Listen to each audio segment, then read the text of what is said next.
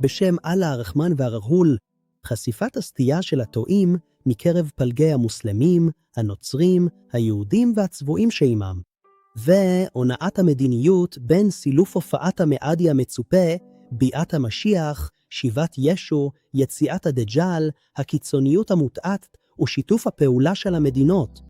ואמור, האמת היא מאת ריבונכם, ומי שרוצה יאמין ומי שרוצה יחפור. הנחנו לרשעים אש אשר חומותיה יקיפו אותם, ואם יזעקו לעזרה, יענו במים כמתכת מותכת הצורבת את הפנים. מה נורא המשקה ומה רע המרבץ. ועלינו להבין שדרך אללה היא כל דברי אללה המחוקקים. רן המעלות, בעל כס המלכות לבדו, אין לו שותף, בקוראן הנשגב.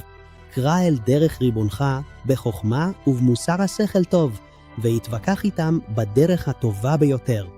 הן ריבונך יודע טוב מכל מי טעה מדרכו, והוא יודע טוב מכל מי הם המודרכים. ואסור לפצל את פסוקי הקוראן הנשגב, כפי שהורדנו על המפלגים, אשר הפכו את הקוראן לחלקים. ראשית, גישת מדינות העימות המקיפות את פלסטין הכבושה. אנו מבחינים שגישת המדינות הללו לא יחדה את הדרך לפי נתיב אללה הישר. אכן, אלה אשר פיצלו את דתם והיו לחטות, אין לך דבר וחצי דבר עמם. הן עניינם מסור לאללה, ואז הוא יודיע להם את אשר היו עושים. יתרה מכך, חלק מהמדינות האסלאמיות והערביות פתחו במלחמה רכה כדי להשחית את עמיהן והפרו את דבר אללה, קשה העונש. אכן אללה מצווה על הצדק ועל עשיית הטוב ועל מתן עזרה לקרובי המשפחה, ואוסר על התועבה ועל המעשה המגונה ועל העוול. הוא מטיף לכם למען תזכרו. הם הפרו את יישום דרכו של אללה בסיוע לאחיהם מאומת הקוראן.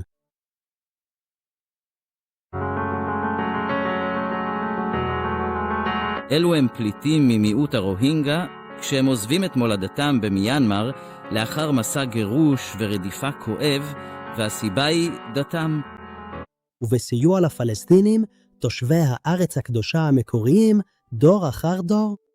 ובשל העדתיות שזרעו אויבי אומת הקוראן, הם ביקשו הגנה מאחרים מלבד אללה, הכל יכול, המגן, החזק, רם המעלות, בעל כס המלכות.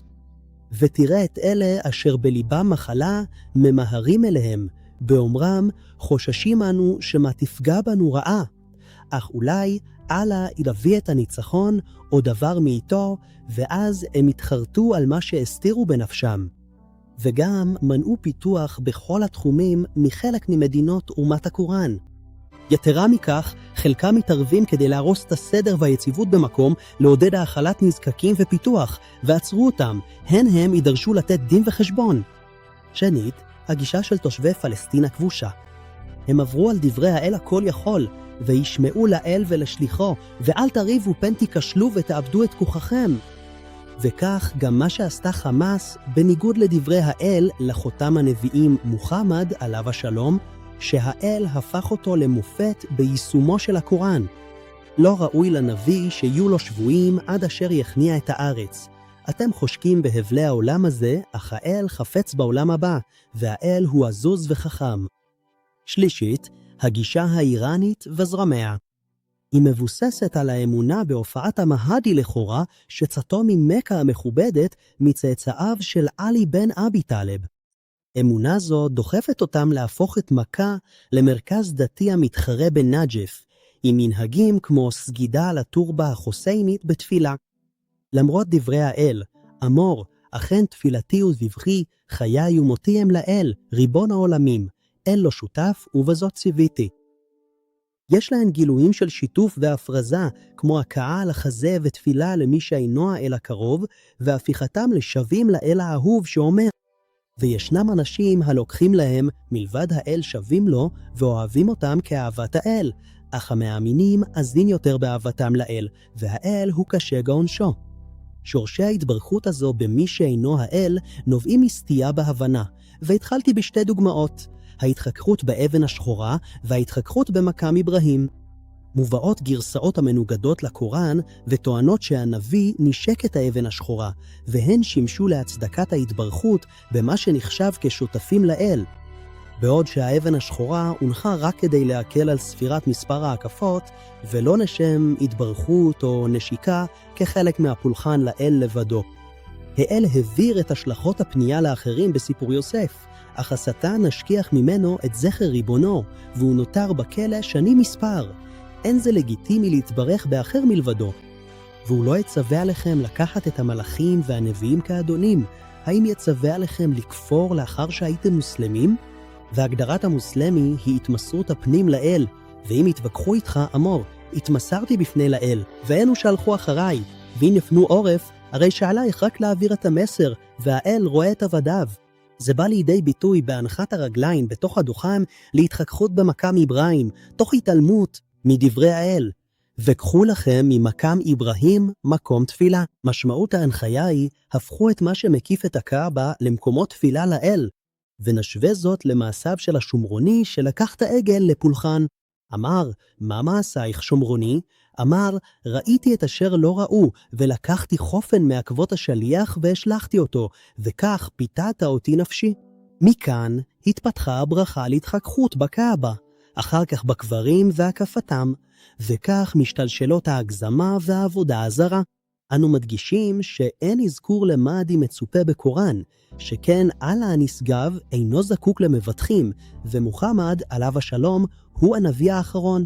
כמו כן, אין אזכור למשיח השקר, ואנו תוהים כיצד אדם הטוען לניסים אינו יכול לרפא את עינו העיוורת. בפוליטיקה, המשטר האיראני לא נקף אצבע. בעוד עזה מושמדת, אנשיה הושלחו למשרפה. הוא ברח כמו השטן כשהוא אומר, אני מתנער ממך, ויאחזו בחבל אללה כולכם יחד, ואל תתפלגו. וזכרו את חסד אללה עליכם כשהייתם אויבים, והוא איחד בין לבבותיכם, ובחסדו הפכתם לאחים. שלישית, הגישה הישראלית מבוססת על הקמת ישראל הגדולה כהכנה למשיח. המלך המצופה מזרע דוד הם מצטטים מספר ישעיהו כדי לתאר את המשיח. אך הקוראן מדגיש שמלכות שלמה לא תחזור לאיש אחריו. הוא אמר, ריבוני, סלח לי, והעניק לי מלכות שלא תהיה לאיש אחריי, כי אתה הוא המעניק. הביאה השנייה בנצרות שונה מהאמת. הם מאמינים בחזרת ישו בענני השמיים, אך אנו מציגים הצהרה קוראנית שונה. ישו כבר מת, בדיוק כמו כל בני האדם, ולא הענקנו לאף אדם לפניך חיי נצח. האם, אם תמות, הם יהיו בני אלמות? אללה המית את ישו כפי שהמית את כל הנשמות. כאשר אמר אללה, הוא ישו, אני ממית אותך ומעלה אותך אליי, ומטהר אותך מאלה אשר כפו. אללה אוסף את הנשמות בעת מותן, ואת אלו שלא מתו בשנתן, הוא עוצר את אלו שנגזר עליהן המוות. ומשלח את האחרות עד למועד קצוב, כלומר, הוא דוחה אותן לזמן מסוים שנקבע מראש. אכן יש בכך אותות וסימנים ברורים לאנשים המחשבים ומנסים להבין את המשמעות של הדברים. אני ממית אותך ומעלה אותך אליי, ומטהר אותך מאלה אשר כפרו. העלייה היא עלייה רוחנית לגן ההמתנה. גן שרוחבו כרוחב השמיים והארץ. הוכן למאמינים לפני הכניסה לגן המקלט המיועד ליראים.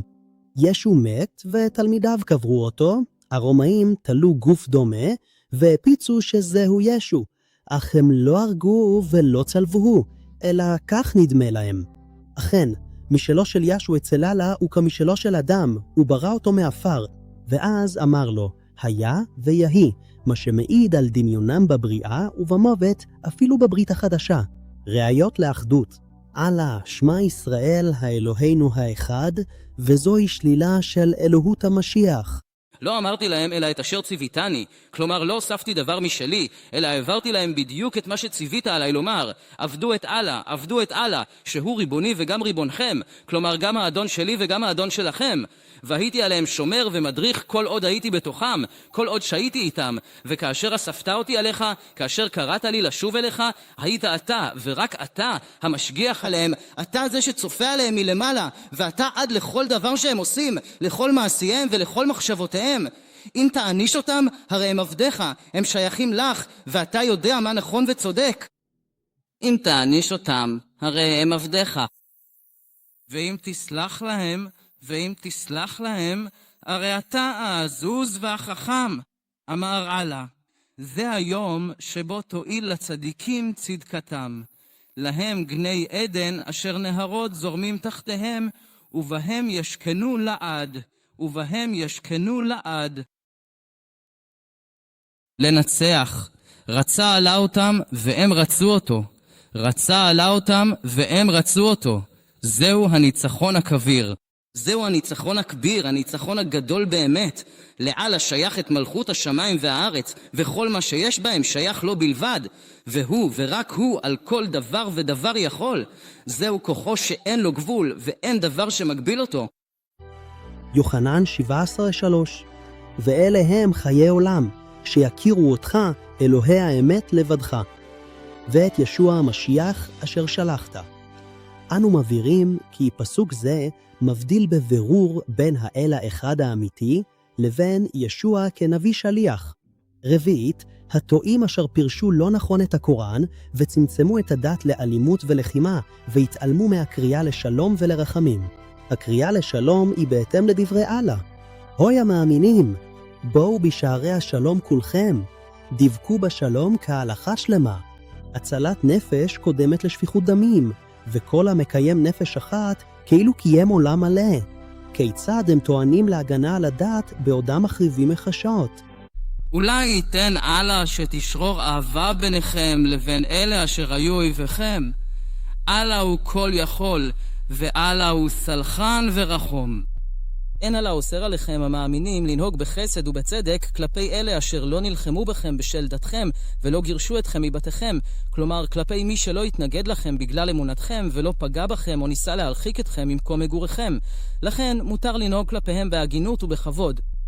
אכן אללה אוהב את נוהגי הצדק.